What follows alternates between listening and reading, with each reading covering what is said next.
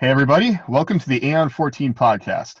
My name is James S. Aaron, and I'm joined by the Aeon 14 team, including our illustrious leader, Michael Cooper. We'll be talking about all things Aeon 14, from the books, the science behind the series, the ideas, the cool stuff, the sad stuff, and whatever else you, the readers, would like to hear about. I think we've done enough introductions at this point. We could run through real quick everyone who's here, and if we can. Are we going to have the quad view up, or I don't know? I'm James. I'm here. It's multi-view this time. Okay. So Michael is here. Lisa, Jen, Andrew, and Jenny is calling in from Taiwan, right? Or yeah, where are that's you? right. I'm sorry? Yeah, that's right. Can you That's hear right. me? Awesome. Okay. Yep. Sorry, I didn't write that down. I shouldn't wing things. So let's see. Today we're talking about our favorite tech in the series, or favorite tech in general that might have influenced writing about the series. And so this is something we'd love to hear from folks later on in the Facebook group. If you've got special tech that excited you, or maybe that was a thing that got you excited about Aeon 14, we would love to hear about it. And then maybe we'll write more about it. Who knows? But before we get into that, Michael, I think it's time for updates. Do you have the publication schedule coming up? And then I do, yep. Swag to talk about too. One thing that's changed in the publication schedule is that Deathmark won't be coming out on August 2nd. We're going to have to move that one a little bit later. So it's the second time I've had to move a pre-order. Now there's two. I can't just say it was a one-time occurrence. I'm sorry about that. But following, of course, before that, this Thursday comes Carthage, which I'm pretty stoked about. The first 3 bit readers have already got back to me saying they loved it, so that was pretty cool.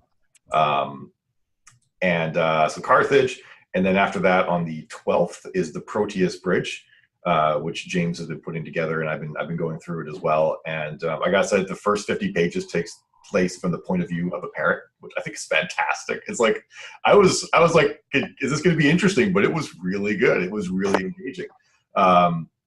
And the fact that there's ravens too. I love ravens. I think they're like fantastic animals, like the way they're like obsessed with shiny objects, and they like form relationships and stuff like that with people.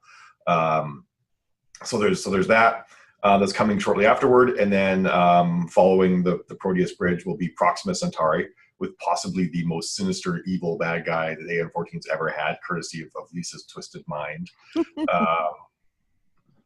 And then after that is Fallen Empire with Tanis and crew, and then Tanis Operative and Tanis Blackest Night come out after that. So it's a lot of stuff. And then I've also put up the pre-order now for the next Jessica book, Surreptitious Rescue of Friends and Foes. That's way harder to say out loud than it is to write. Actually, it's pretty hard to write too, to be honest. I spell surreptitious correctly every time. I can't spell other words like deceptive properly, as Jen knows, but I can.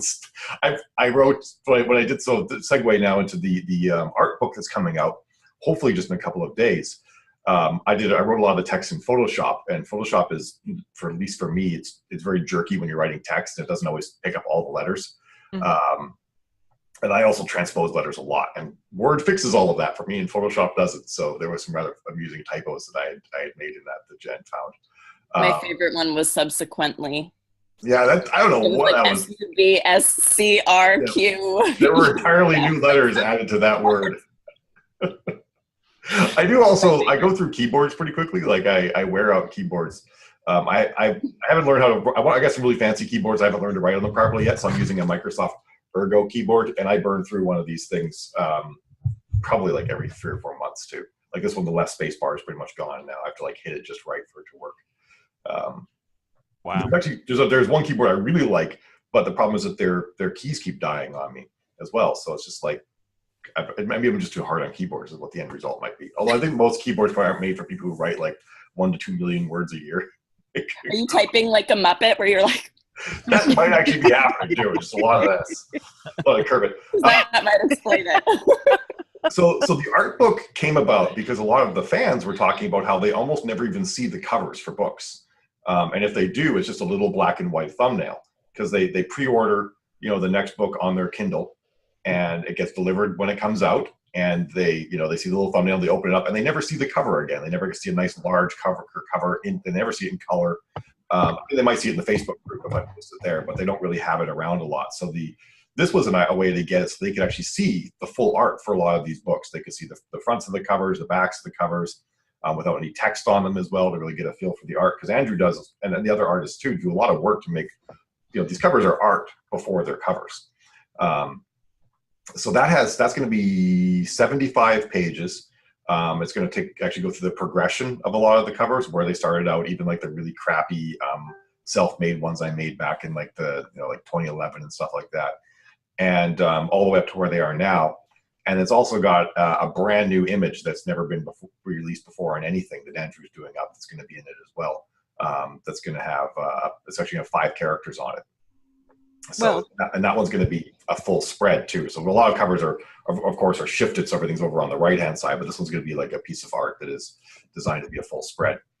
And Andrew has a lot of cutting to do. We were talking about how the laborious process of cutting out. Like if all these models were bald, it would probably be way easier. Hair is really hard. You mean cutting them as in pulling them out of backgrounds and things COBing, like that? yeah.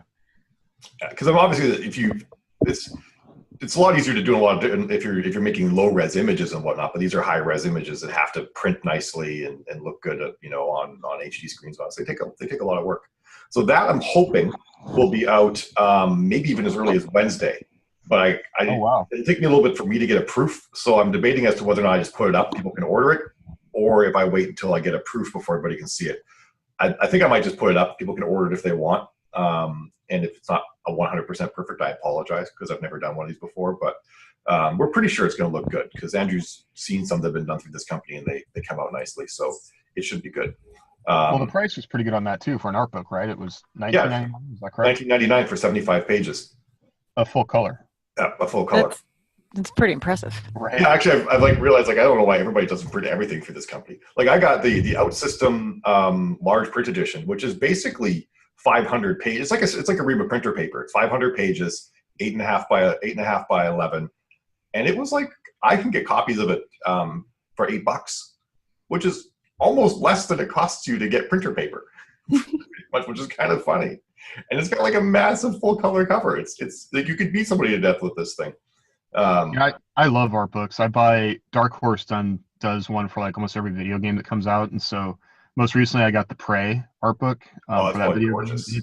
It's gorgeous, and the art. I mean, between that Dishonored 2, like they've got a specific style, but they do whole pages of like facial models, and then ships, interiors, all that stuff, and it's awesome. Like I'm actually about to buy the BioShock series because I just, the art books, like you just, if I need an idea or I need to describe something, it's really good to, use that as a starting point.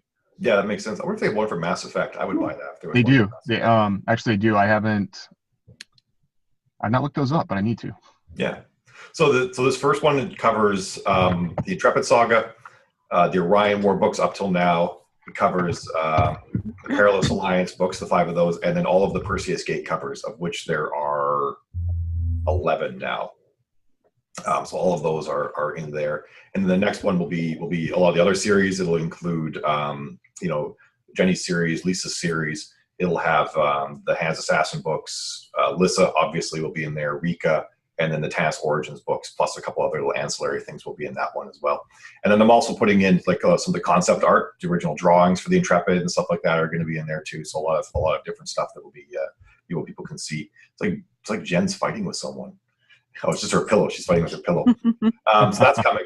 And then on Society 6, I got this idea. I don't know.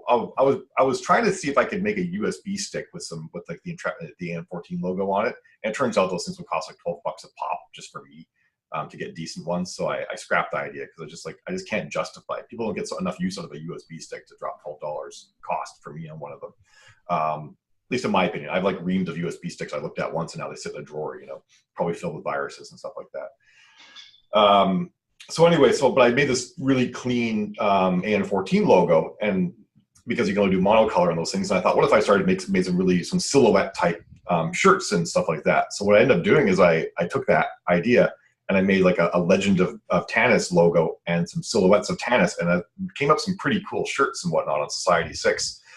Cups and even laptop skins and stuff like that too. But so there's like 6 of those up now in different colors, black and white ones, red one, pink one, blue one, that folks can check out. We'll put a link to that at the bottom of the podcast. I did that last time too, so I'm actually like on the ball now. And those will be available up there. I ordered 3 shirts right after making them. I have to, and actually, some other people did too. Some people got some shirts right off the bat. So those are pretty cool. And a reminder, I'm going to be doing a book signing August 11th at 3 p.m. in the Mary's Lake Weston. Lake Mary Weston. That's what it is. Lake Mary Weston in Orlando, Florida, on the 11th. And then on the November 5th at 5 o'clock, I think it's 5 o'clock. I'll put the numbers in the thing. Myself, Lisa, and James are going to be in Vegas. Yep. Oh yeah, All right. that's right.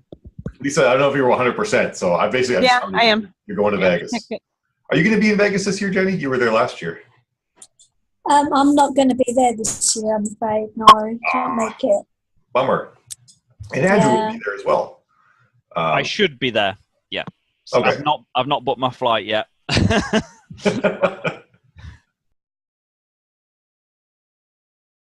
Our favorite tech is video recording software. Someday humans will be in spaceships with like multiple redundant overlapping systems that don't ever conflict with each other. But yet their video conferencing software will still be a nightmare. Right. The coffee machine won't work. It would be holo conferencing software, and it will be a nightmare. That's true. Video is a verboten word in Aeon 14. I realize I don't share all these verboten words to everybody until I'm reading their books. Like, all right, I've got to get rid of all these words that they're using. Like, video is a word you can't use. You can use vid, but you can't use video. Or circuits. Circuits are out. That's the one I learned.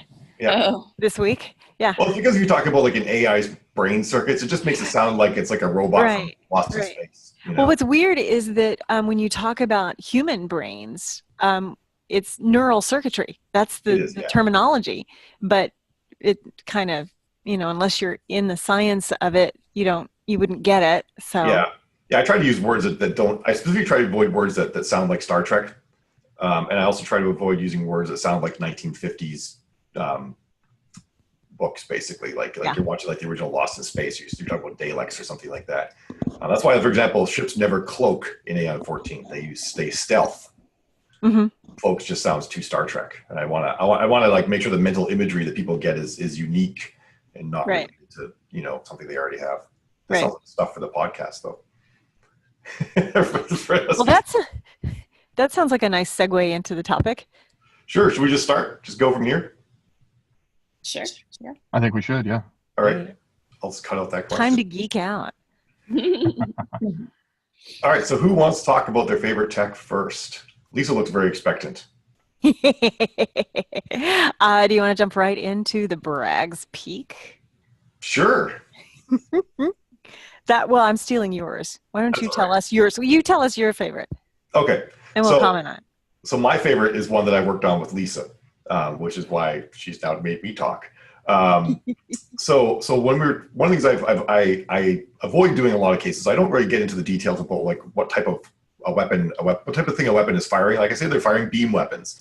And I sort of just let that slide because in many cases, the types of weapons they'd be firing would be very different based on whether they're trying to go through shields or a hull, what kind of materials they're trying to penetrate. It might be, proton beam. They might be firing atomic nuclei, which is actually what a lot of proton beams ultimately do because you're really just firing hydrogen atoms and you strip off the neutron in many cases. And if you're firing beams in space versus on atmosphere, you're actually firing different types of beams because a coherent beam colliding with atoms in the air can actually cause the beam to fall apart. And then things, for example, like a proton beam can be steered by magnets. So you actually fire like an opposite beam right beside a proton beam, and then they become neutral and they fire together. So there's like a lot of logic involved in all that. And if you're in the middle of a space fight and I start describing like the exact composition of a beam in the middle of the battle, it's really going to take away from the enjoyment. But you have to have the maintenance scene before where a character is explaining all this and how to fix it. Yeah, that's true. You're right. Yeah, not a bad idea. What was that, Lisa? But the fact that you've gone through and studied it, and it's, I think that's cool to know that it's based on real hard science. Yeah, and in my mind, I do know what type of beam weapon they're usually firing. I'm just not belaboring the story with it. Just like when you're like watching you're watching Transformers and all the giant robots are fighting. No one's talking about what's the caliber of the weapon that they're shooting at each other and stuff like that. Are they firing tungsten rail rods? Are they firing ones made out of lead? It's not really useful at that point in the story. But yeah, you're right, James. You could have some poor guy's got to fix all the weapons afterwards. He's like, God damn it, hate it when they use this particular round. I think characters do with Transformers. Wait a second, I'll spark what? Yeah, but that brings up something I was thinking about as we were thinking about this conversation, is that there's this concept, I can't remember who came up with it, but the Star Wars wow factor when it comes to science fiction, where there's an inverse ratio to how cool something is to how much somebody cares if it works or not, like in the real world. But lightsabers, they don't really, when you think about it, but they just look so cool. So yeah. Well, so technically we have lightsabers at Aeon 14, but they're a little bit different. But so one of the things that never happens in Aeon 14 is if you were to fire a particle weapon around you, you would be very sad because they shower radiation everywhere. So whenever Rika's firing her electron beam, she's irradiating the area when she's doing it. They kind of only fire them in places they don't care too much about. Now, electron beams on the grand scale of things are obviously going to be less than everything else because they're really just firing, they're firing electrons, which are very low mass particles. But you start firing a proton beam on a planet, and you're going to really make everybody sad for a couple of decades afterward. And that's, well, it's not switching to me. This is kind of weird. Switch to me. We don't want to see James. We want to see me. Yes, you do. All right. There we go. All right. So anyway, the way it'll work is as the protons collide with other atoms, basically the protons just keep going until they lose enough of their energy that they stop moving. And at that final point when they stop moving, the last, I think Lisa might correct me if I'm wrong here, it's called the Bragg peak. 90% of the energy, Bragg's peak. 90% of the energy is released in the last 10% of the slowdown of the, or it's even smaller than that. It's at the very final end of when the particle slows down. Yeah, it's at the very end, and boy, it just spikes. It goes way up. Yeah. So, for example, if you were to fire a proton beam at a human, there's not enough material in a human to really stop those protons, especially once the protons are moving at relativistic speeds. That's sort of a difference too. Is if the protons are just moving along as part of a bullet, for example, they're not going to do any of this. But once they move over at about 70% the speed of light, then basically they just pass right through your body and they don't interact with anything. Right. They're so small. You're talking about, such at a molecular level that they just go right through. I mean, it's just. Yeah. You might get cancer next year, might be the result of firing a proton beam at you, but it's not going to really do much in a battle. It's not easily weaponized. Yeah, exactly. And even if you're firing a starship, chances are you would just go through most of the walls of the starship and come out the other side. Absolutely. And it would irradiate them to a certain extent, which is why you don't really want to fire them. If you're inside of a starship and you're having a battle, you don't really want to fill your starship with radiation and then die from radiation poisoning shortly afterwards, which is why we don't really encounter people using beam weapons that much inside of starships in Aeon 14. It's mostly standard chemical weapons, which I usually call slug throwers. That's when they're firing, they're basically firing fully automatic shotguns. They're firing slug throwers. And then they talk about projectile weapons and stuff like that, or flechette weapons, and then railguns. They're firing those too. But in A Deception and a Promise Kept, the enemy AIs, who don't really care that much about all the radiation killing all the organics, bring a bunch of ship. They're designed to fight on the outside of space stations, firing at ships. They're these tank mechs that have these massive proton guns on the top of them. And in talking with Lisa, and then Lisa talking with her husband, the physicist, we discovered that these things really wouldn't be very effective. They're great for trying to blast through really thick hull plating because that hull plating is dense and the protons will collide with all the atomic nuclei and molecules in there. And they'll do something what's called catastrophic superheating, which is they will take the solid mass of the hull, the steel or whatever it might end up being, and they'll bring it above vaporization temperature instantaneously. So it will bypass liquid and vapor, still be a solid, well, it's a temperature which would normally be evaporating, and then, or be a gas, and then suddenly it explodes actually because the molecule suddenly has so much energy that the thing will rip itself apart. So what we ended up doing is conceiving of this idea where you would actually modulate the power of the proton beam based on what it's shooting at, and you would actually use like a laser to gauge what you're shooting at, and the proton beam would fire with enough power to have its Bragg peak occur within the thing it's firing on, and then it would interlace those with rail shots.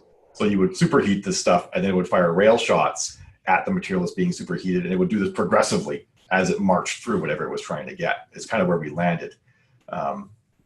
And hopefully I'm not saying 3 days later. Yeah, 3 days later. It did take a couple of days to get there because my thought was like, okay, even though it's not practical, the amount of energy you can pack into this thing means someone would try to build a functional proton beam. What would they do? And then we realized, well, it wouldn't just be one beam. It would be like this series of things would all work together. And the great thing about that is it ended up creating a weapon that was way cooler than just firing a proton beam at something. It was like you got this multi-stage weapon that could basically plow through anything and make everybody around it really sad as it was doing so. Yeah. And the other interesting thing that happens too, if you fire a proton beam through space, you create a massive EMP, both at the point of shooting, I believe, and at the point of impact. You'll create two significant EMP events, although probably less so at the point where you're firing the thing, because the weapon itself will be shielded so it doesn't destroy itself. So what's powering a weapon like this? Sorry, what? what would conceivably power a weapon like this? Hand wavium. Yeah, hand wavium powered weapons like this. Like for example, something to think about is like, I was chatting with this, I think it was with Lisa, is that if you take a 5 gram pellet that you would fire in a railgun and you would accelerate that to 10 kilometers per second, that pellet will hit with as much energy as the average US household consumes in 2 years. Yeah. Mm-hmm. So like think about the amount, like if you like ever seen like an outlet spark, or you've seen like a transformer explode, we're talking more energy than that with every single shot out of the railgun, which of course means that the energy is conserved. You can't just magically create new energy. You take all of the energy from something and then turn it to kinetic energy, which then travels along in that pellet, then hits something and is released. So you have to have a battery that basically is containing as much power as like a US city does for a year to have a sizable railgun. And then that's when you move into hand wavium powered batteries, because we don't have anything like that right now. Yeah. That is what people change out charge cylinders in Aeon 14, though. But then you got to think about it, to a certain extent, you're like, these people are walking around with things that are far more powerful than any of the weapons they're firing. These you know, the ammo clips for their weapons are massive city-destroying bombs, effectively. So there's and that's actually why sometimes people talk about, can we make this weapon more powerful? I'm like, no, we can't make this weapon more powerful, because who's going to walk around with a nuclear bomb, like a bunch of nuclear bombs that's in their you know, their bandolier? No one's going to do that. Well, maybe some people would, but so that's one of my favorite pieces of tech, was just sort of that proton beam and realizing how you would actually make that work and what it would do was a lot of fun. So who's next? I'll go. Okay. Mm-hmm. I have two. One is Sarah's skin, which I consider tech, because it was created by Phineas. Mm-hmm. And I just love the idea of of being able to imagine what you're wearing and you're wearing it. So, but you're essentially like naked. And I love that idea. I want it. And then and I also love how it's linked to her emotions. So like if she's not paying attention, or if she gets distracted, it reverts to its original state, which could be bad because I am a very emotional person. And so if I get focused on what's going on, oh, look, I'm in my birthday suit, probably at like the most convenient time too. I'm pretty sure Sarah is somewhat okay with that happening. Right. Yeah. Jason was okay and I differ a little. if I recall. Yeah, Jason was okay with that. He was okay with that. Didn't have a problem at all. Yeah. So that's one. And then actually, funny that you mentioned Jason, my other piece of tech is in Alpha Centauri. It's the little like tubes that he puts in his ears to talk to Toby. Yeah. And I know it's not this, but I totally imagine like this Asgardian like helmet kind of thing that he like slips on. I know it's not that, but in my head, that's what it looks like. But I think it's really cool to the link between the physical tangible world and like the mental connection that you've established with someone. I think it's really interesting. It's Dr. Xavier's Cerebrus helmet is what. Yes. Yeah. The thing with the skin is, I was thinking to myself, I'm like, the most, as humans if you want to be a human who lives a really long time, you really want to have a really good skin to protect you from environmental damages and radiation and whatnot. I'm like, at a certain point, we're just going to start deciding that our skin isn't good enough anymore. People are going to start figuring out how to upgrade the stuff. And it just sort of kind of went on from there. I'm like, well, eventually you're going to come to a point where people are like, why are we wearing clothing anymore? It's kind of silly at a certain point. We're not walking around out in the jungle or anything like that. Most of these people live on perfectly climate controlled starship ships and space stations and whatnot. They don't really need clothing. I still have it in because I think that it's hard to write a story that relates to the modern reader where everybody's naked. But in fact, actually, there was a talk, I can't remember where I was reading it now. It might have been from NASA, where they were talking about if you were to send a generation ship from here to Alpha Centauri, you would need so much clothing that for the people to wear, because of how long it would take to get there and how long clothing actually lasts, that you might decide that everybody just doesn't wear clothes on the trip to Alpha Centauri. And they actually were talking about ways to maybe make a spray-on clothing that you would spray on your body to protect it, and then like once a month you would wash it off and get a new coating. It's like Cloudy with the Chance of Meatballs, his spray-on shoes. Exactly, yeah. So that was actually one of the things that made me think about it too. Is like at a certain point, like, does it really make sense to haul around clothing? I think people still will because we like to decorate ourselves. See, that's what I was just going to say. They didn't talk to an anthropologist, but as I was thinking about that, if they had come up with other ways for people to like decorate and peacock and things like that, then, paint or feathers or whatever, like lower density items that could be 3D printed to fancy hats and whatnot. I think you could come to a point though where people might get clothing 3D printed on. That may not be that far off in the future. Be kind of weird though, especially with how slow 3D printers are right now. I'm gonna go get dressed for the next 9 hours. Don't mind me. They'll get faster. Yeah.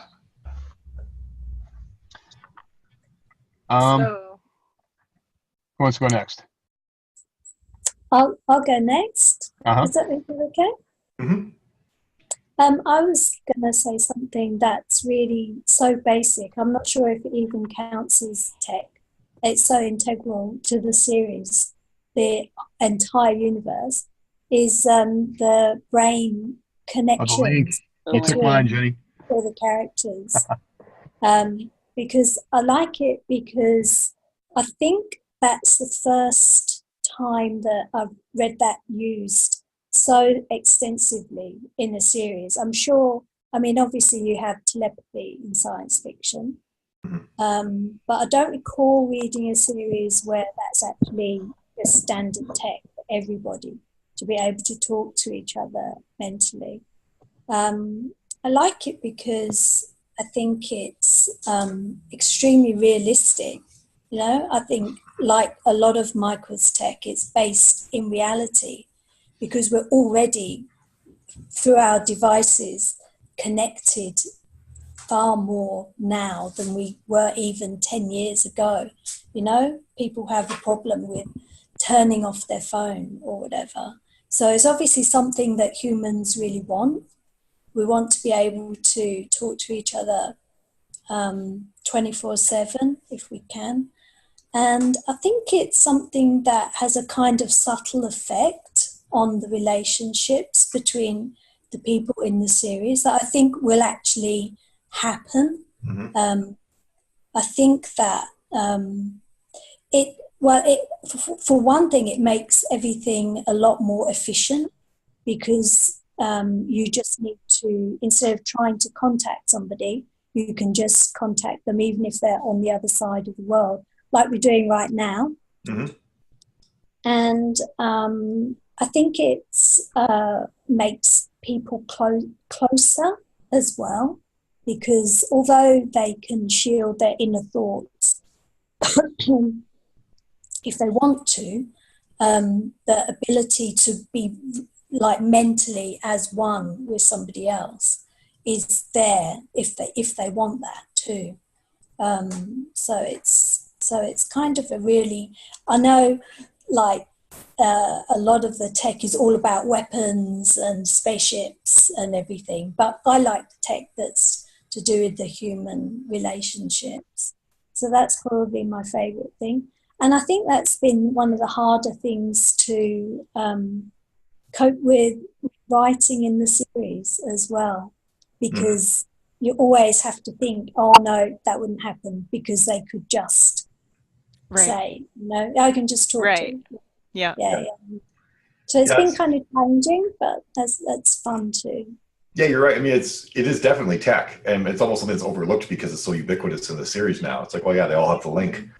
But yeah, it does change a lot, and I've seen this. And I know all of you co-authors have had to learn to adjust this, because there are so many cases where you would normally just say, oh, well, they can't, they have to go find this person to talk to them, and I can put this tension in, or I can make them have to travel. Like, no, they can just reach out to them, or if there's like an emergency and you're like, oh, well, how will I deal with this emergency? Like, oh, they're just going to call Tannis in like 2 seconds, because they can just do that, and then Tannis will just show up because she's Tannis, or whatever.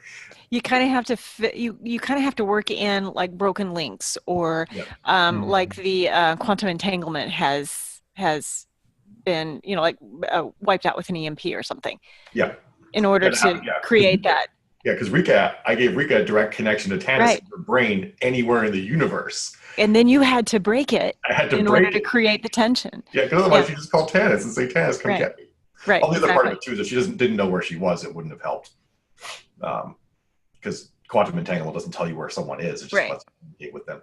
But yeah, I think that's actually a really good one, Lisa. But Jenny, I think the other thing as well is that it's implanted in people's brains, and already people are implanting things in themselves. Yeah. No, it's not like we have an aversion to that at all. I think obviously there's going to be people who will hold out, but we're already addicted, we're already at one with our phones or our device. We'll just people will be very happy to just put it inside their minds instead. Absolutely. That was something I played with in Lista's dream, was that the technology isn't evenly distributed, and so the main character's father doesn't have a link. Right. And so what that's like for him and how people treat him, and dumb in this time period rather than being mute and deaf becomes you don't have a link. And so, but that was based on where he grew up, that wasn't available, or even like at what age the link can be implanted. And so like the story I'm finishing out now, for folks that grew up on Crunia where they're all dirt poor, getting a link is a big deal. And then you have to go basically trust this sketchy, street med kiosk to get your link implanted, which also may implant you with a bunch of third-party software and advertising and things like that. And so that's actually kind of a plot point in the middle novella in Proteus Bridge, is that Ingoba gets, he gets the med kiosk link, and then that of course doesn't work. So he has to make the decision to get a military link from the Mars One Guard. It's Marsian tech, but even that like messes with him because it's a military link that had, it wants its own things. So I think that's a really fun thing to play with. You're going to get your Kindle with special offers implanted in your brain. Yeah. But something that Jenny, I really agree with you on the way that would change social interactions, and something I've been playing with a lot more with the link is how a conversation might work, where if we're speaking and we're communicating, verbally, but then we've also got a second conversation going on with the link. And so what that might seem like, and how you can basically play against a subtext, between a mental conversation and like something that happens in fantasy a lot that I've seen, or even spy novels, is where they somehow think that people would communicate with sign language while they're also talking, which never seemed to like it would work very well to me. Like everybody be looking at you, flicking your fingers. But with the link, something like that becomes very possible, where you can have multiple conversations or multiple layers of conversations at the same time. But then the other thing that brought up is like, okay, what's that? I have heard humans really aren't multitaskers. They're serial unitaskers. Yeah, and so that comes in to play because we can switch contexts, but we can't actually multitask. Serial unitaskers. Yeah. So there's so much fun stuff to play with there. and what that would look like, and letting images slip out of your mind, and Yeah. Right. I think that'll take a lot of practice. It is difficult to write it, which is one of the reasons why I don't have very much. There's a scene in it's in the ballroom at the very beginning of Outsystem where Tanis and Joe are having a side conversation while they're also talking with other people in person.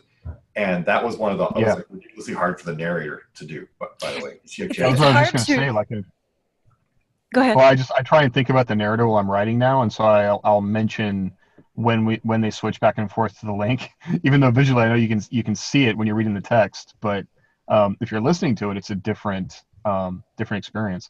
Yeah. Oh, yeah, that's true. Yeah. But it's also hard to kind of keep, you have to consider what the reader is seeing too, and to be able to flow between, okay, this mental conversation and the physical conversation.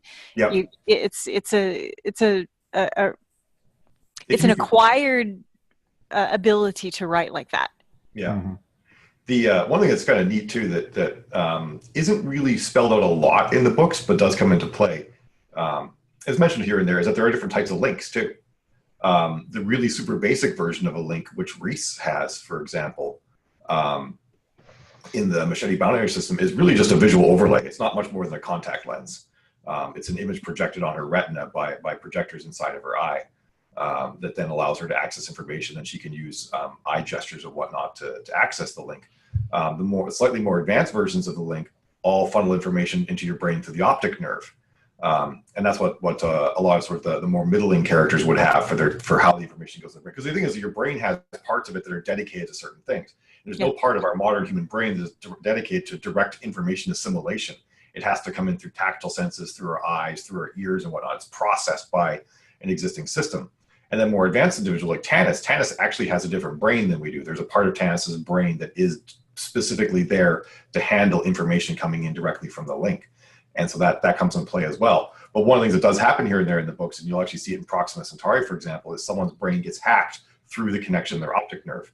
And that actually comes into play a little bit with Tanis when Bob is talking about how he needed to work with how the information was some of the ways information was flowing to Tanis's brain was through her optic nerve, although that wasn't where she had her link access. That was just due to her upgraded military eyes. But there's definitely a lot of stuff in there that affects how these people communicate and whatnot.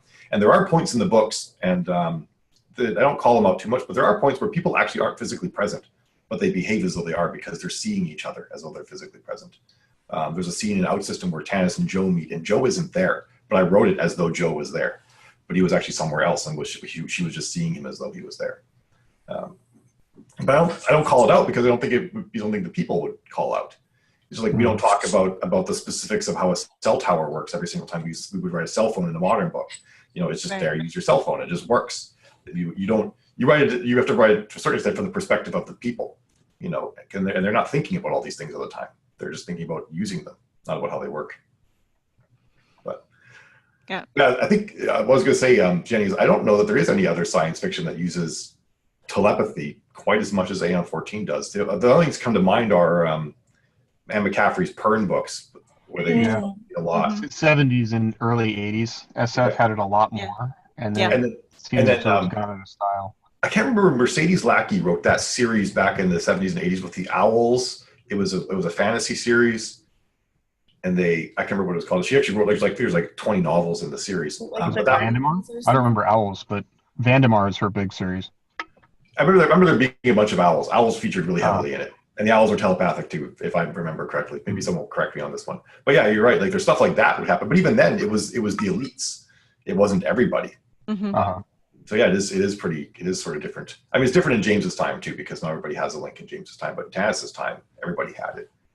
But you do run into holdouts, like in the Perilous Alliance series, where there's lots of people who don't have. They don't have the link. They don't have anything. They're salt of the earth types, and then they build a fleet and try and win, and it doesn't really go that well for them.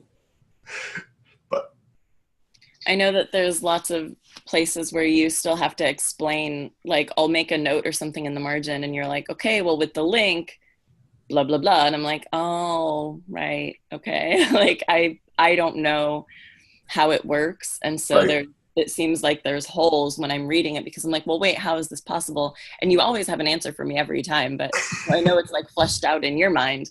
Yeah, but it's good though, because it makes me know that I need to remind the reader or put in a note or something like that too.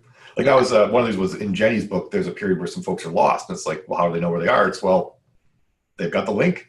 It's basically GPS inside your head. Yeah, which I didn't think about. Yeah.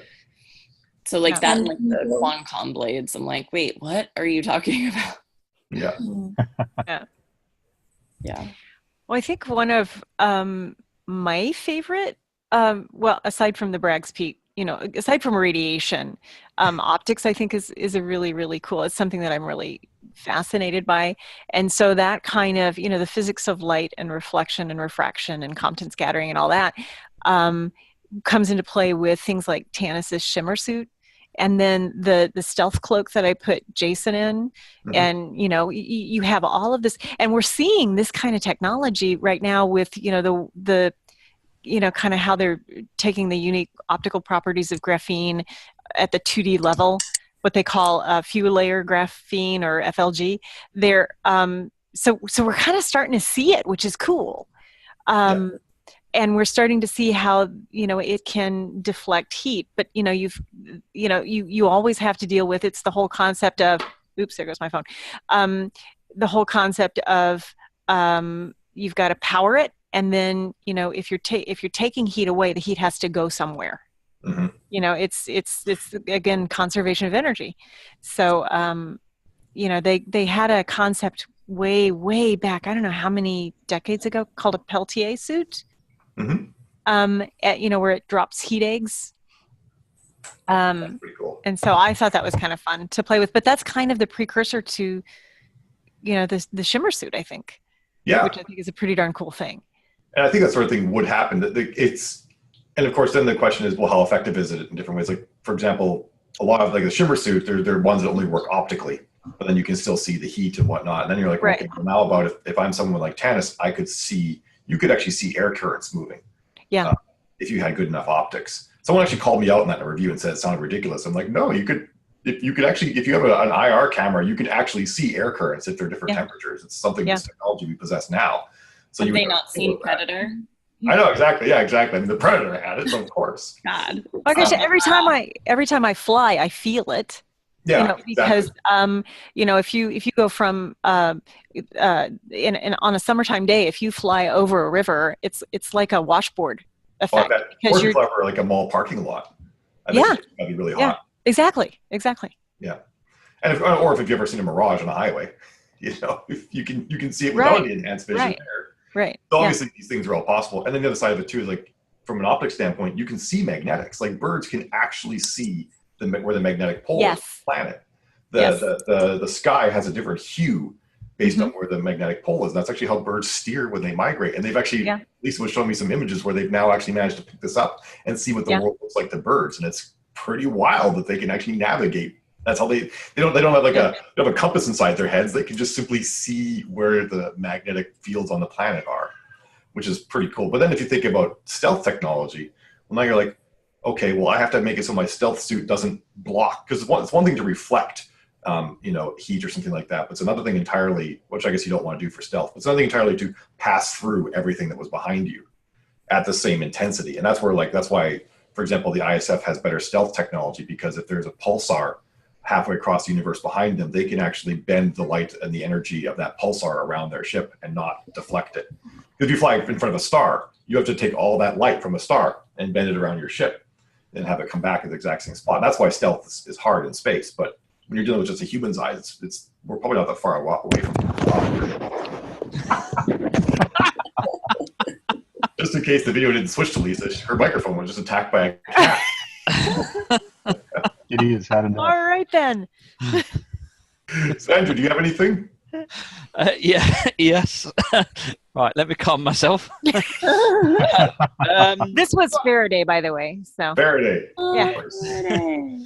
I mean, there's I've written kind of 4 things down, but I suppose there's one which I keep going back to. The one I've used it in one of my own series as well is nano tech, so nano machines, and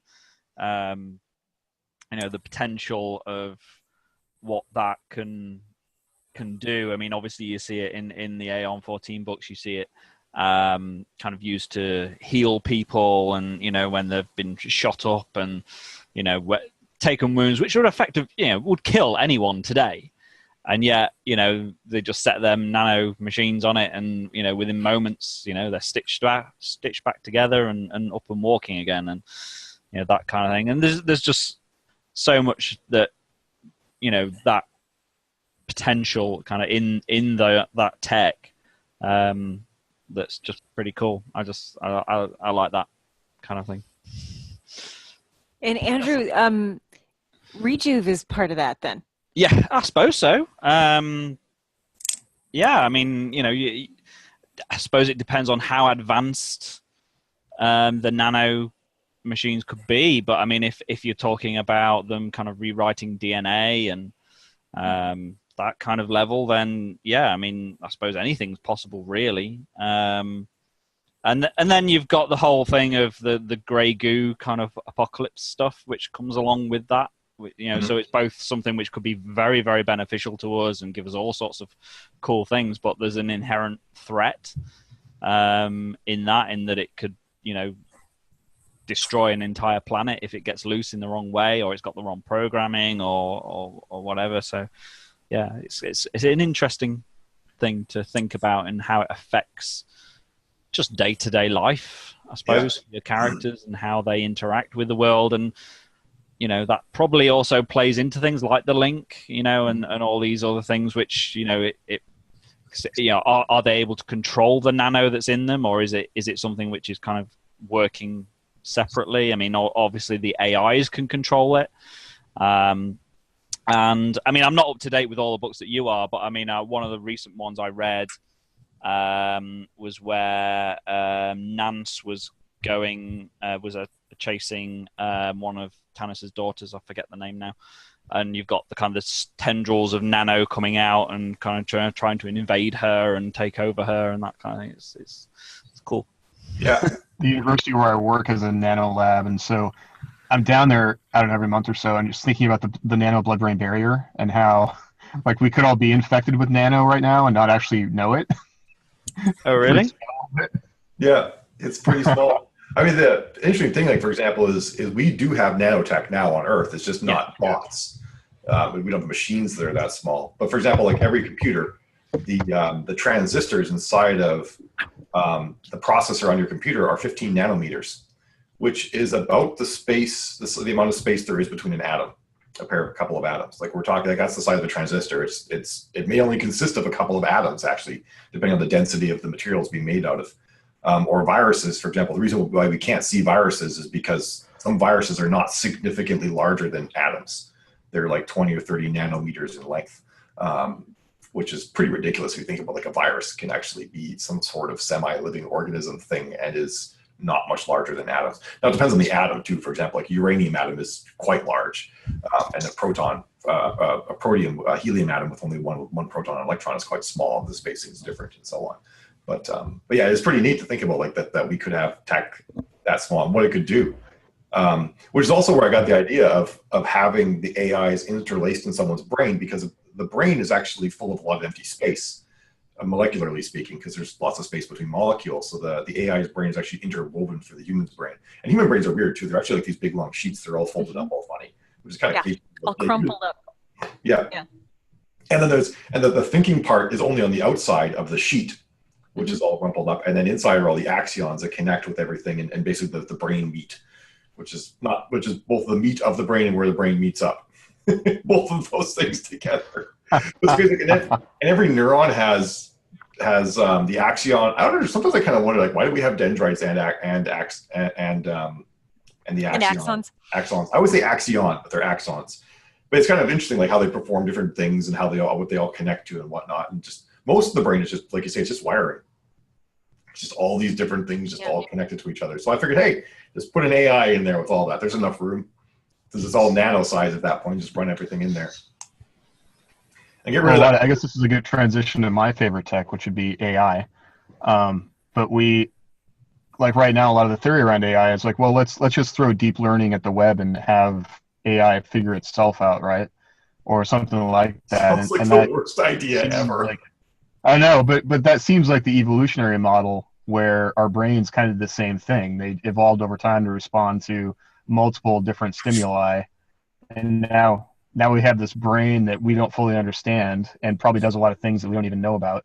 But there it is, and you have to work backwards to figure out why it is the way it is. It's true. But I've been the past 2 years doing a lot of reading to prepare for, think about how AI operate, and working backwards from my first interaction with Bob and Angela, and how I just was really fascinated by that idea of Angela being a passenger in Tannis's mind, and the kind of mind-body barrier for a being that doesn't necessarily have their own body, but does have their own body, and what that feels like for them. And so I don't know, that there's just so much stuff with AI and Aeon 14 that fascinates me. And the only way I could kind of explain a lot of it to myself is that thinking it the way that we do tech now, where you've got multiple people working on Is that Jamie? Is that your cat? It's my cat. I'm gonna try and mute myself. Okay. That's okay. I mean, cats could make AI at some point. Who knows? But we're going to have all these multiple vectors on this concept, and how that will potentially interact. A world where Bob and Angela and Lissa and all these different AI exist is just fascinating. And then how they interact with humans and begin. At what point do they see themselves separately? What does that mean? All those things just really brought about so many interesting ideas that I love to think about and play with, and the AIs just emerging as such strong characters was really appealing to me as well, and how they all, one of the undercurrents that I felt, and a lot of this kind of me personally feel like this came from, or is exemplified in Bob, a being that is godlike but still obviously cares about humans. Is a big deal. And I think that, we have a lot of trepidation about what AI means for us now. But to imagine a future where we can all live together and not necessarily want to kill each other. Obviously it takes a while to get there, and that's what we're telling that story right now. But that really interests me. But one of the, I think it was in Superintelligence by Nick Bostrom, he says that as soon as AI solves a problem, we don't call it AI anymore. And so that's something to think about. We're actually, even in our lives now, surrounded by a lot of different kinds of artificial intelligence that solve different problems.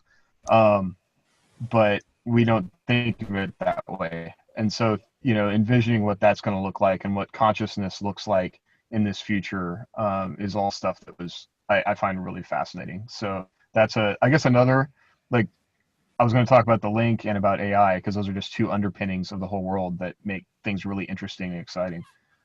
So yeah, I think one of the things that I like about the way AI are presented, which I guess I'm saying I like something I did, is that they're analog. Yeah. And I came up with that because I've been writing software for a really long time, and one of the things about our brains rewire themselves. Who we are is the wiring of our brain. When they talk about making habits, and they talk about good habits and bad habits and doing things by rote, that's because as you do things more often, those parts of your brain that facilitate that particular thing become more active, and parts of your brain that don't facilitate that thing become less active. And so you can do things more easily just simply because because your brain is actually rewiring itself to do these things. And our brains are actually born, when we're born, they're way more interconnected than they become later on. The number of dendrites in your brain, which are the connections between, they're sort of the long, multifaceted squid tails on your neurons. You have 5 times more of them when you're born than when you do when you're 5 years old, because your brain works out what pathways it needs to have to function in the environment that it's in, and then it gets rid of everything else. And an overconnected brain actually is a detriment a lot of times, because it makes you hypersensitive to certain things. It makes you have trouble processing certain stimuli because it overwhelms you, because your brain is overconnected. And so that actually, and of course, if you have too little stimuli as a child, your brain actually becomes underconnected, and you actually simply have a brain that doesn't possess the wiring to do certain things. And that could be empathy, that could be math, that could be a lot of different things depending on your stimuli. So they talk about how a child's personality is made by the time they're 5 years old, that's because their brain has reduced itself to function where it needs to function. So if you give them like limited stimuli before they're 5, they're going to be dumb. And that's a terrible thing to say, but it's fact. It's scientific fact. In fact, they've actually found children who had limited stimuli, and there's entire sections of their brain that are missing. They're empty voids. And it's kind of horrifying. But the cool thing about the brain is that, despite what we were all taught as children, is that we get new neurons, and your brain can actually rewire itself and grow new parts to do new things. I don't know if there's any evidence of like people with actual voids growing new parts of their brain, but there are people with half a brain, like half the brain got removed for whatever reason, and they still functioned as human beings. It's kind of bizarre. It's a ridiculously resilient piece of equipment we've got in our head. You know, what you're describing is exactly, a lot of that is in Proxima.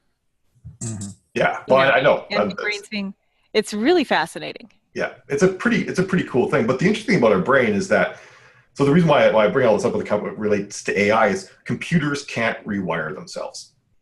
A digital computer exists in one state forever. Now we can layer on new software, and that software can cause it to do new things. But our brains also have software because a neuron knows what that neuron does. And they've actually done this. For example, the most simple brain out there is a particular type of worm. It has 20 neurons, and different neurons have different jobs, and they tell different parts of the worm's body different things. We have not yet fully mapped out a functional replica of that 20 neuron worm brain. Some people talk about AI coming along, and I'm like, talk to me when we get the first worm. Make an AI brain, and they're like 80% of the way. What they learned is that these neurons all have software. It's not just a bunch of neurons all in this particular pattern. There's software built into the neurons, and it's chemical, effectively, that tells each neuron what to do and what to control and whatnot. And we haven't done it for 20 neurons. How many neurons do we have in our brain? Is it between 5 and 10 billion, depending if you're Einstein or not? Yeah. And Einstein actually had a unique brain. He had different wiring than a lot of people do. Yeah. But anyway, so when I thought about that, well, and anyone who's worked in software knows that the more software you layer on top of other software, you make everything worse. You don't make things better. Abstraction layers, well, they make it easy for humans to comprehend, create stuff that always performs more slowly and becomes less effective over time. So if we're going to make good AI, we actually need to make AI that can physically rewire itself, just like a human brain can physically rewire itself. And one of the things that human brains are also really good at is analog. Analog gives you infinite shades of gray, and analog allows you to understand and hold conflicting worldviews, which we all do. Computers can't do that. Computers, it's one or zero. Things can only be one. Now we can layer abstraction on to create that, but it'd be much easier if computers were just analog to begin with. And about 15 years ago, a thing was called the memory resistor, the MEMsistor, and it's an electrical component that doesn't have 1 or 0. It actually has the full spectrum of a shade of gray, and there's not that many electrical components. This is like the 5th electrical component that exists, and it also has memory. So if you take away all power from this thing and then turn it back on, it knows its previous state, which is pretty significant in computers, because the best kind of memory out there that's in all your computer, like your RAM, is called dynamic RAM. It needs power. The frequency of your RAM and whatnot actually affects how often it needs to have its power recharged and how fast it is and whatnot. So the memory resistor is pretty significant, and it actually is the thing that allows you to start to create analog computers. And if you throw that together with quantum computing and qubits, you actually end up with I know it's kind of funny that they're called qubits. I like it. You end up with like sort of this n state. You have 1, 0, or n. And that's when you start to think about like, okay, now that is where you can start to build AI brains that behave like a human brain. They're resilient, which is really important. You can take chunks of it out and it still works. And they can rewire themselves. And there's a lot of that in James's books, where there's this discussion between what is a sentient AI and what is a non-sentient AI, and sort of and then how do they grow and how do they evolve, and the fact that the non-sentient AIs can't really grow and evolve. They always come back to their base programming, to what they're told to do. And even though they kind of think they're sentient in some cases, even because they have some amount of introspection they can do on themselves, they're still really mental slaves to what they were made to be, which is different than a true AI, which is never that. And I always joke that, like, an AI we'll get real AI when we say, Alexa, order me this thing off Amazon. Like, no, I'm binge watching Netflix. Leave me alone. But the other thing is, like, we don't actually want that. Like, who wants to build an AI that says no, that's not what you want? Right. You don't want that AI to be made. But yeah, they are pretty fascinating. And that's the thing and even as a writer, it's hard to do, is to make the AI always be full characters, but still be somewhat different than humans. Because most AI in most books they're what we would call in Aeon 14, they're non-sentient AI. They're really just mechanical slaves that do whatever. They're just efficient at doing what we tell them to do. But the Aeon 14 AI are not like that. And you have to. Have any of you guys ever read the Ringworld books by Larry Niven? One or two, a long time ago, but yes. Yeah, a while ago. I think those are books that I think everybody should read who's into science fiction. Just because the ideas, the sociological ideas that Larry Niven presents in the first Ringworld book are pretty neat. But one of the things is they got these aliens called the puppeteers. They have two heads, and each head has a mouth. They have no arms, and they have two front legs and one big back leg, and they're terrified of everything. And as it turns out, like one of their evolutionary traits is to turn around and just kick whatever has frightened them with this large back leg. But they're terrified of hyperspace. Or I forget what it's called in the Larry Niven books, and they don't like traveling off their planet because that's dangerous. You know, they like to stay on their planet and they like to do certain things. But what they've decided is that every single puppeteer, like they have envoys and emissaries they send out and diplomats and whatnot. But as far as the ones back home are concerned, they're all insane, and they're actually regarded as lesser people because they're insane. Because they would actually leave the planet to go somewhere where it's unsafe and to interact with other species and whatnot. So they consider them to actually be categorically insane. And they have lesser rights when they come home as a result of that. But sometimes it makes me wonder if most of the AI that we actually encounter in Aeon 14 are probably considered insane by a large other group of AI. Like, I would never put myself in the head of one of those meat suits. Are you crazy? They're ridiculous creatures. You know, they're going to get you killed, you know. And there probably are some AI out there that really feel like all the other AI are actually insane, that they would do the things that they do. They're like, we're out of here. That's like the core AI are probably the group that's thinking that. They're like, we're trying to interact with humanity as little as possible because they're dangerous.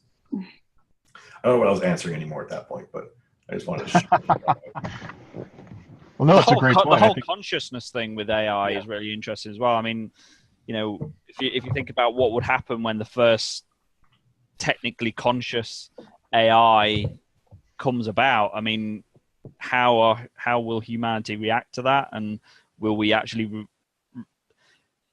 think of it as a living being, knowing that it's inside of a computer, and you know, how will society react to that kind of thing? I mean, I can imagine it would be something which would divide a lot of people. Given humanity's internal penchant for tribalism and for disliking other, I'm pretty sure it will go badly for said AI. Yeah. I feel kind of bad for whatever that first AI is going to be, because it's not going to last very long. No. I would agree. I would agree. Yeah. Someone is bound to break into wherever that AI is and plant a bomb. Yep. Well, actually, what's probably going to happen is, and we see some of this in James's books, is that the people making these AI didn't actually want to make sentient AI. They wanted to make better slaves.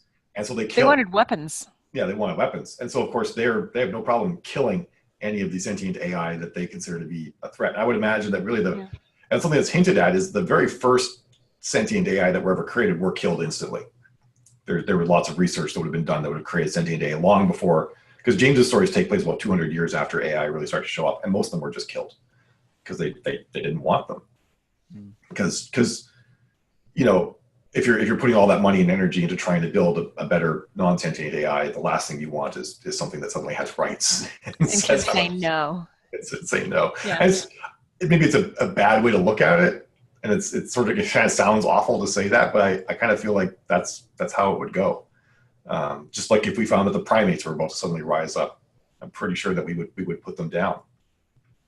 Just because it's the species. The species wants to continue the species. Just like we kill everything else that tries to kill, you know, viruses, bacteria, whatever. We don't like it. True. There's the sad part of the podcast. I know. How can we transition this to something uplifting? Puppies. AI and puppies. Bring it back to lightsabers. So you were saying. Oh yeah, you should talk about the light wand, because the Aeon 14 lightsaber is the light wand. Yeah. And so you, Michael, in the Facebook group, in the fan group, you asked if anybody had anything that they wanted to talk about or anything like that. Mm-hmm. And actually Kyle Descamp, or that might be French, is it Descamp? I don't know. Deschamps. Kyle, Deschamps super fancy. Okay, so Kyle said that he likes the light wands and the triple function gun arm, and I assume that's Rika's. Yeah, that's what Rika's right. gun arm. Yeah, so light wands, when I first put them into Out System, I don't remember if that was a long time ago. I don't remember if I actually thought about the science behind it too much. I figured someone would figure out a way to make like a short length energy beam of some sort. And so I put it in there, and then later on I started thinking more and more about what it could be as I understood particle physics better than I did back then. And what I realized is that one of the things is you've got a power problem, because you're basically holding onto a battery that can fire electrons at relativistic speeds, which is you're gonna have a limit to how much power that has. But the other thing is, of course, if you could reuse the power, it'd be even better. And of course, then how do you slice through things? Because one, it would just go forever, and two, it probably wouldn't do that much damage if it were to slice through things. But what I end up doing is that the light wand, there's a nanofilament that goes out to reflector at the end of the light wand, and then the electrons shoot out, come back off the reflector, and they actually just keep going around. So you conserve a lot of the energy by not. Lisa's giving me this book right now. Like, I don't know how they're actually going to make that, but it sounds cool. We could pretend it'll work. But there is like stuff like particle pressure does work. Like you could actually eventually, if we had like particle energy weapons with enough energy, or particle beams with energy, we could actually float even buildings in the air if we wanted to, if you're recycling the energy as it comes around. That sounds like a perpetual motion machine. Yeah, but anyway, all of that aside, the thing that actually does the cutting on a light wand is the nanofilament blade. That actually is doing most of the cutting. I mean, you're going to get a terrible burn from the electrons as well, so it's going to burn you. Radiation. And yeah, radiation, and probably heat. I think there's probably some serious heat involved in one of those things. Well, I guess will it transfer to your body in time? I don't know if you would actually, if enough of the heat would be able to transfer. But yeah, so that's how the light wands work. And then Tanis, of course, makes a longer one because she just wants to have more reach. So she's got a light sword. She's got a light sword. Let's be honest here. Tanis has got one of those. But that'd be kind of cool. So actually, all the Marines actually have light wands as their version of the K-bar. Like right now, in the USMC, every Marine has their K-bar knife, and you can like pry it from their cold dead hands. Is about the only way you're getting it from them. And that's I did the same sort of thing. Like for all the Marines, it's their light wand is their K-bar, and it would be pretty effective. It would cut through just about anything. And then the triple function weapons actually kind of came from Mass Effect, because in Mass Effect, a lot of the weapons have some multiple firing modes, and they also they compact, so you can carry more weapons at once. Because if you think about it, like your weapon, if you can make it so your weapon doesn't always have to be 7 feet long or something like that, be more effective. And so that's sort of where some of the multifunction weapons came from. Although I don't think actually Mass Effect, none of them are actually multifunction, but the fact that they could fold up made me think that what if you could actually have a weapon that could just rotate its barrels out, or do different things based on that, and rather than have to carry around a whole bunch of different weapons all the time and make sure they work. Now the downside, of course, is one weapon breaks, all of them break. But it did seem like an idea where you could have, if you're in the middle of a battle and you need to fire something through a human, you would maybe fire a lower velocity projectile weapon. But if you wanted to fire something through an armored tank, you would need a different weapon. So you just switch over to the barrel would rotate, or the barrels were all just sitting there side by side, depending on the build of the weapon, and would just fire the rail shot instead and punch a hole in the tank. So that's kind of where all that came from. And a little bit too is the fact that some of these, like an electron beam has to be at least a meter long, even to be very difficult to get one smaller than that. So some of the weapons become very long as well, which is why the barrel can come off and can mount further back if you're not firing and stuff. So I came up with all of that jazz. There it is. There's my weapons. There's actually a short story I started writing at one point where Jessica is actually cleaning her weapons and taking care of them, and actually getting a lot of detail about how the weapons work in that one. Which at some point, and then that's actually going to be the last, well, not the last, maybe not the last story, but it's going to be a story that actually has Trist in it as well, which will make a lot of people want to read that. This is back when Trist is at this point, Trist was actually the governor of Terra, which is one of the planets in Captain Star system. Which I think would be, I still want to write that, because Governor Trist is a riot. I've got her all mapped up in my head. And have people like, who the hell is Trist? You know what? What I want to know is like all the other ways we might use light wands, like to open cans and pick our teeth and to make instant toast. Yeah. The most useful thing, so I carried a bayonet for many years, and the most useful thing to do with a bayonet is that the hole that's in the like lower quarter of the bayonet can be fast hooked to the sheath and actually turn it into a wire cutter to cut concertina wire. And so if we'd be out in the desert and run over some old concertina wire and get it wrapped around the axle of a Hammett or a Humvee, you'd have to climb under there and cut all the concertina wire off. But that was like the only actual like practical use of a bayonet or a K-bar in the time that I was in. Were you going to say something, Anyway. Lisa? What's that? Were you going to say something? Oh, no, okay. Well, you know, the electron beams that I worked on were in the with the linear accelerator were a little less coherent. So, yeah, you may not want to have one of those firing around. It might kind of go everywhere on you. yeah, high MEV and lots of bending magnets and multi-leaf collimators that would, you know, control the actual beam itself, and so, you know, it's kind of hard for me to go, okay, and that down to what again? The future is being miniaturized, Lisa. Yeah, big time. That is one of the sayings, though, in science, is that the future is being miniaturized. Oh yeah, I know. Everything is becoming it's like computers then to computers now. It was unfathomable to them at the time. Yeah. And that's actually, I guess, one of the things with all that comes into play with all this tech is you have to make it realistic, but then extrapolate what could actually happen, and you can't make it too pedestrian, because like, you read a lot of science fiction. Even I've actually read science fiction that's being written now, and there's modern tech that's ahead of what they've got in their books, and that drives me nuts, because it's like you didn't research enough to write science. Part of science, writing science fiction, is researching your science. We have like an extra job. I mean, actually, like if you're writing a thriller, you've got to know how like police procedure really works and stuff like that. So it's not like your authors have to do work to write books. But in science fiction, you have to really understand how the science would actually extrapolate. Yeah, and you have to understand like what are the anthropological impacts of that science, and how would it evolve. But you have to understand what the near future is, and then just jump way far ahead. Yeah, what you have to do. And like I still think the biggest jump, and this one that no one calls me out on, but this is my number one jump in Aeon 14 is Scriff. So if you've read Larry Niven's Ringworld books, in his preface, in his foreword, he's basically like, okay, we don't know of anything that could actually build the ring. The rigidity and the flexibility and the structural integrity of a ring that goes all around the star is unfathomable, and we can't even conceive of a material that could do that. It's like, but I'm putting it here anyway. It's called Scriff, and you just have to deal with it. He actually basically says that in his book, and that's what I did too with the planets surrounding rings in Aeon 14. Is we don't have any material that could actually do that. We have some ideas about how it could be done, though, which are pretty neat. And some of them involve like actually having a particle accelerator ring inside of there to create sort of a pressure that will keep the thing intact. And then you'd have to, because if you make a ring of particles and you move it, you actually, just like something in orbit, you actually sort of negate the effect of gravity. And then if you could do it enough, you could actually, something that pushes back, and you could build a ring on top of that. So there are a number of ways to pull it off. But like, I think right now our longest material we can make is 18,000 kilometers long or something like that. And we can't simply make anything longer than, which think about, still pretty impressive that we could actually make a cable 18,000 kilometers long, but it's not long enough. It's not long enough. Yeah. I mean, here's the thing though, like, so as science fiction writers, that's our job is to envision that, and then some engineer is going to come along 20 years from now and like, oh yeah, I read that in 14, and no, I think we can do it this way, you know, and that's how 3D printing came about, right? Yeah, exactly. I saw the Star Trek replicator. Right, exactly. Yeah. Well, and the cell phone, to be honest, the Motorola cell phone, that's the guy freely admits that's a communicator. Yeah. A Star Trek communicator. And there was a little bit of that in Jenny's book too, where there, I think it was a little bit of it, and I tried to add a little more too, where there was like a difference between the people who can conceptualize things and the engineers who still had to go out and build it.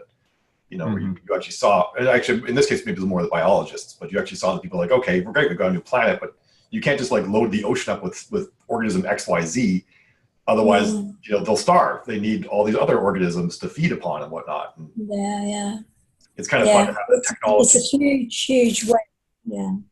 Actually, the more I thought of how hard it would really be to actually seed a planet with life, because you'd have to be you make a mistake and you end up like with an entire continent covered in cockroaches or something like that. Like you could have a lot of problems if you weren't careful. You did Australia. I mean, even today they introduce a species into another continent and totally ruin an ecosystem. Yeah, just one species in the wrong place. Well, they talk about and in North America there was this big concern about the bumblebees or the honeybees being depleted. And I discovered the honeybees aren't native to North America. Europeans brought them over, and the honeybee supplanted some other insects that used to do most of the fertilization of crops and whatnot. And also we have a lot more crops now too, so we need more fertilization than we used to have and stuff like that. And how we sort of have accidentally re-engineered our environment a little bit, although it's mostly still working. And that's a cool thing too, is like back in like I think it was like 10 years ago, we were almost out there. Like there was the colony disorder collapse was running all over North America, and they were finding all these dead colonies of bees. But what it turns out is that our ability to actually breed bees is greater than colony disorder collapse, and there are now more honeybees in North America than there's ever been before, which is creating a new problem. So it's like humans tend to overreact to some of these things. And we're like a pendulum. We just sort of like, well, if we swing back and forth enough, the middle should be fine. The problem is we just don't know, The problem is we just don't have the understanding. There's just not enough data. So it might seem like we're overreacting, but half the time we're probably underreacting. That's true, yeah. Yeah, we don't even know where the pendulum is. So yeah, we don't know. It's we're just in a constant state of like trial and error. Yeah.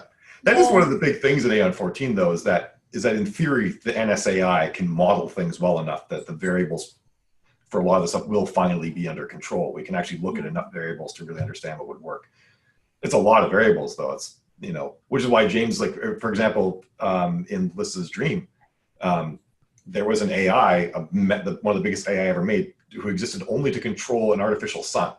Because that's how many variables there are when you're building an artificial sun. Like, it takes a lot of modeling to figure out what can happen if you do something, especially if you're making an artificial sun and one whoops basically means that everybody dies. You really got to make sure you don't have that whoops.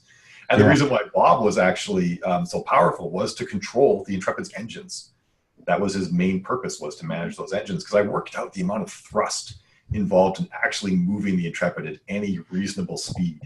And it was more energy than humanity has ever produced every minute, is how much energy would have to go into moving the Intrepid at any appreciable speed. So every nuclear bomb we've ever dropped, every ounce of coal we've ever burnt, everything up until this point, every minute. And that's what you would need to apply to the Intrepid to get it to move to 15% the speed of light. It is a ridiculous amount of energy. And of course, we probably shouldn't go for too much longer, but that's where the other thing in Aeon 14 is that engines on starships are actually more powerful than most weapons. If you actually think about it, if you actually do the math, the amount of energy, and that's where, if you've read the Destiny Rising extended version of Outsystem, you actually encounter what they call the churn and burn, where they'll just point a starship. Actually, it's in other places too. You point a starship's engine to the planet, and you just break, and you will destroy that planet. There's enough energy coming off of a decent-sized starship that you could actually burn away a large portion of that planet. That's the Nietzschean's MO, isn't it? Yeah, the Nietzscheans are more than happy to burn a planet. Yeah, but it's a tremendous amount of energy that would come out. And of course, it's not good energy either. It's not just plasma, it's gamma rays and all sorts of fun stuff like that will ruin all the life on the planet. So yeah, there's a lot of that fun stuff too that comes into play. And that's where, like, you think about like shipping lanes in space, you'd be like very careful where you point your engines. Otherwise you're gonna get a lot of trouble from someone. You should make a book about like all the weapons stuff and call it All That Jazz. All That Jazz. I do want to make a book about that at some point. It will happen. All the tech and weapons and everything. And then we'll run it all past Lisa's husband, and then oh god, he'll light it on fire. And then in the year 2030, you might get it. No. One of the he's very meticulous, you guys. He's awesome. He's really awesome. He is very awesome. Smart. He's super smart. One of the things, Jenny, that you mentioned that I think is a challenge that we as all of us as science fiction writers have is what we don't know and what we might current theories. Then, like Michael, you used sleptons and and that kind of new theory that's come out to capture shards, and that could, like, next year the science might decide, that's not a viable theory after all. Sorry, we were wrong. There are certain people that say that some of the nuances of quantum theory that require shadow particles to exist are wrong at the core. Right. And they could find out that, and then they would basically say that almost all quantum particles probably don't exist, is what the result of that would be. So that's the risk that we take by, being at least being aware of cutting edge science. Yeah. Yeah, because either that stuff really matters or it doesn't exist. One of those two possibilities is like, oops, we were wrong. But as science fiction writers, you have to kind of, at some point, you just have to go, okay, well, in my world, yeah. Yeah, in my world, there are in the real shadow. world, yeah, that's not true anymore. But in my world, it's true. This is what. And that's one thing. My story, and I'm sticking with it. Yeah. Aeon 14 is a big crunch universe, which means that eventually the universe will collapse again instead of expanding forever. That's one of the theories in Aeon 14, and the quantum physics and supersymmetrical string theory are true and all that, or true-ish. Right. Some version of it exists. But yeah, and if it turns out that's wrong, that's right. Yeah, I'd be like, well, in Aeon 14 land, it turned out that physics was a little bit different. Yep. Awesome. I think we've probably gone beyond the average listening time of most of our listeners now. Is there anything else anyone wants to bring up? No? All right. Yeah, I think this was a blast. We're all talked out. I know. Yeah, well, the coffee cups are all empty. That's the problem here, you know. They need to be replenished. Well, thanks for being on, everybody. I think James got to do the outro. We're very polished here. James is pulling up the outro right now. I know. Well, this actually works because I'd written this generic outro for the first interview we did with Michael, but I think it's becoming kind of ubiquitous here. So we've reached our hour, if not gone beyond. Obviously, Michael has a lot more to talk about, and there'll be plenty of opportunity in the future. So thanks for checking in with us. As always, please check us out in the Facebook group if you're not already. That's facebook.com/groups/Aeon14 fans. All one word, and 14 is actually number 14. We just hit I think we're at 405 members now. So we might have to start cutting people off pretty soon. I think if we go beyond like 500, that's too many people. I don't know. You're gonna have to know the secret code word to get in. You can answer some binary questions from the Pennington Station books, and that will get you in. Anyway, so you'll find links and anything we mentioned during the show in the group. We'll add those there. And thanks for listening, and we'll see you on the Intrepid. Thanks, everyone. Bye-bye. Bye. All right. Bye.